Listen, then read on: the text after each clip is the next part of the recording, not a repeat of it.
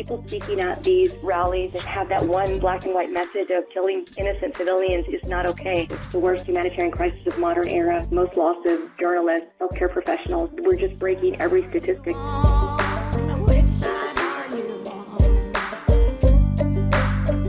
Somebody from the North Alabama DSA to talk about the ceasefire resolution that they are pushing at the Huntsville City Council. Moni, is that you? That's me. Hi, how are you guys? Hi, I'm good. Really appreciate you taking the time to call in. We've been talking about the push for a ceasefire in Gaza for a long time now. It is now a mainstream position. Calling for a ceasefire in Gaza is not some, fringe, super radical left-wing position. This is the position, actually, of organized labor. Unions representing the vast majority of union members in this country have now called for a ceasefire, including the AFL-CIO, which is the largest federation of unions in the country. And so this is, you are well in line with the mainstream of the organized working class in this country. So I appreciate you supporting, you pushing this here in Huntsville.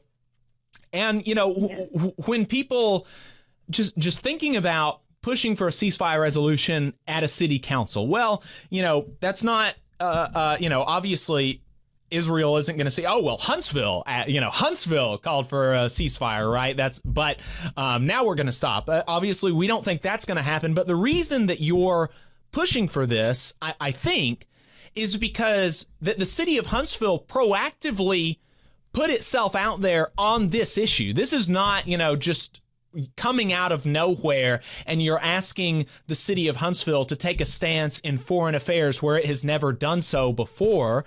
After the 7th of October, the city of Huntsville came out with a resolution in support of Israel, and not wrongly expressing, concern and sadness over the Israeli civilians who were killed, but completely leaving out the plight of the Palestinians and the Palestinians who are now being killed, innocent Palestinians. Nobody really is disputing that at this point. So that's a big reason that y'all are targeting the city of Huntsville for this resolution now, right? Yeah, that is one of the big reasons. And I don't have their resolution in front of me, but there was also wording about that. The incident on October 7th was, what word did they use? Basically, it came out of nowhere. I mean, It all started on October 7th, the narrative the other side is trying to push. So otherwise, any loss of life is devastating, and it's okay to speak against that, but you need to do it honestly and truthfully. And also Huntsville, the mayor signed on to that. Obviously, the city council signed on to that. And a lot of money comes out of Huntsville that is funding the war and these weapons. And so they made it a Huntsville issue by passing that initial resolution. And so if they can, rightfully or wrongfully, if they can come out and speak about the tragic loss of 1,000 human lives, then why aren't you able to do that for now over 40,000 lives and another, millions at risk of famine or death, destruction, all those things? Exactly. Like I said, even aside from the ceasefire, if you're going to say, in this instance, it's sad, and it is, that there were Israeli civilians and children in Israel who were killed, it is, numerically and definitionally, 30 times more sad. It has to be that many children in Palestine have been killed. And there's been no indication so far that the city council is even going to be going as far as just expressing sadness and concern with the innocent Palestinian children that are being killed in this assault and massacre in Gaza.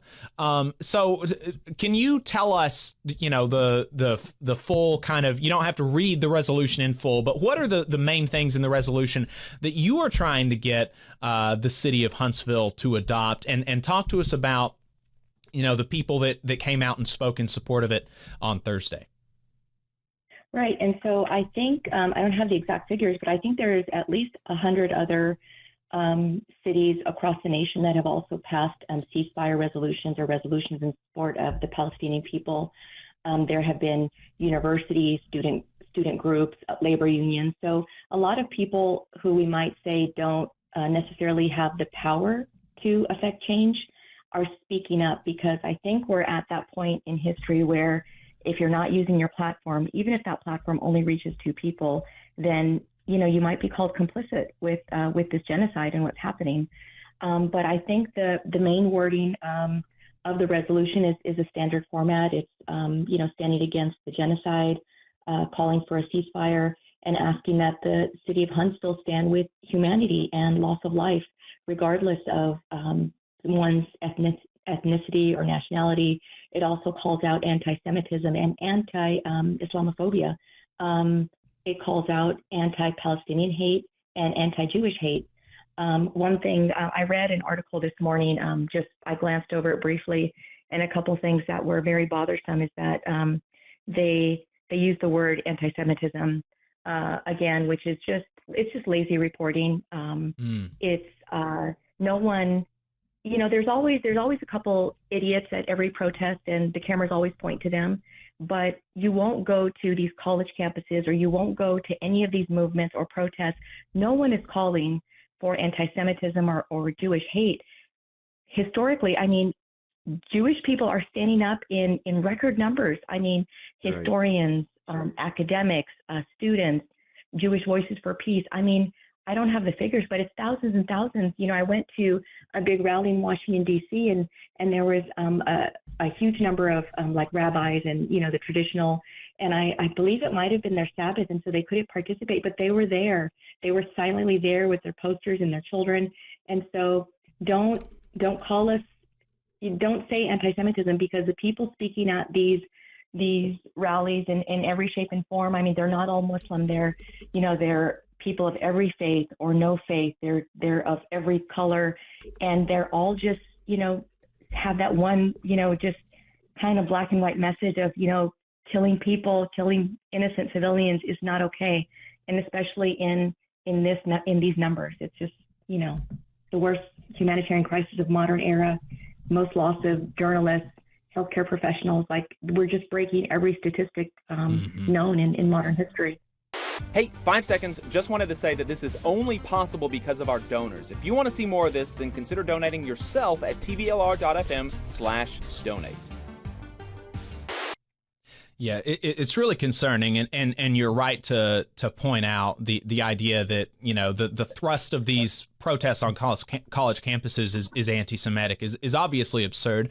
I mean, I think it was at Columbia, supposedly the epicenter of the anti-Semitic hate. There was a Passover Seder, led by Jewish people. And there was another video that was going around on Twitter of this, pro-Israel person who was, using her Jewish identity to, cover her support for what's going on in Israel. And she had this shirt on that said Jew and Israel on the back. And she was like, dox me or whatever. And there were people right behind her with banners, Jews for Palestine or whatever. Like obviously, Jewish people are safe here.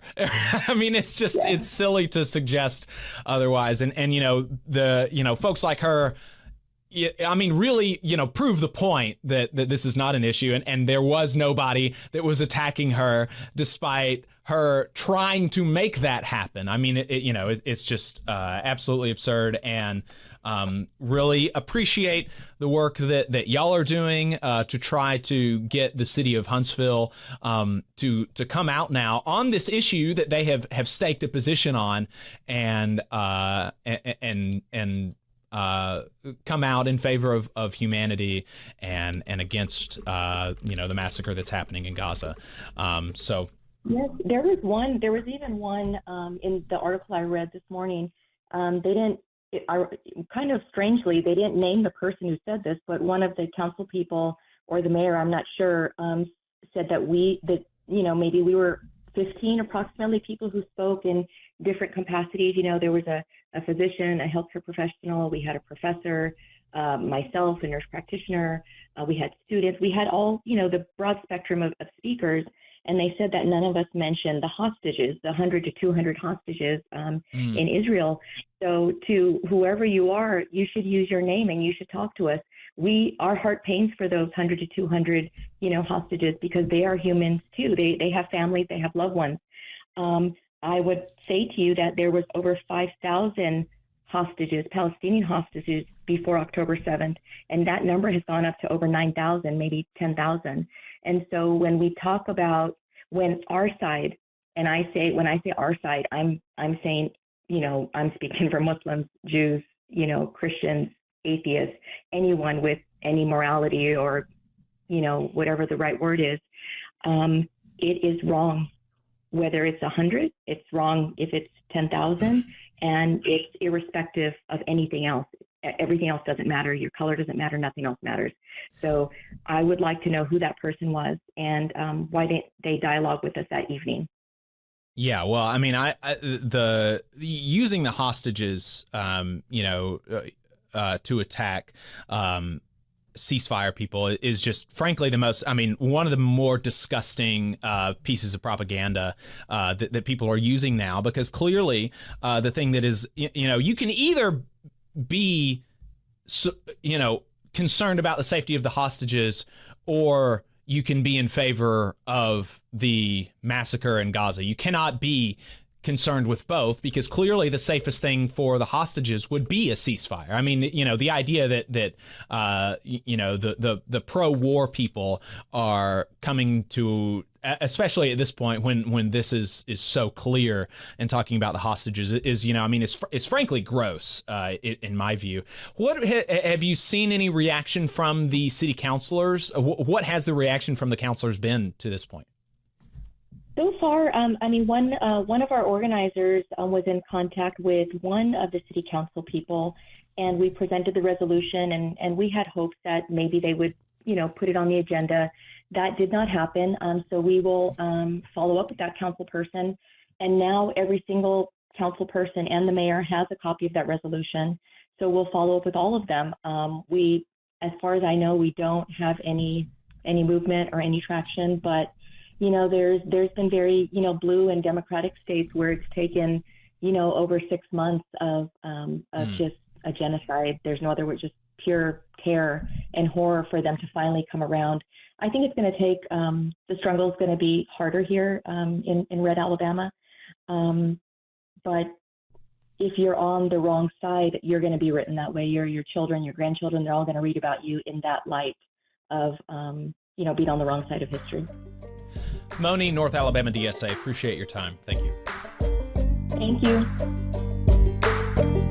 You just saw a clip from the Valley Labor Report. We are live every Saturday morning from 9:30 a.m. till 12:30 p.m. And we pride ourselves on keeping all of our content free to everybody so that we can talk to as many working folks as possible. If you support the work that we're doing, you think that it's important, you think that it's good, then consider making a monthly contribution to the project, and you can do that on our website, tvlr.fm.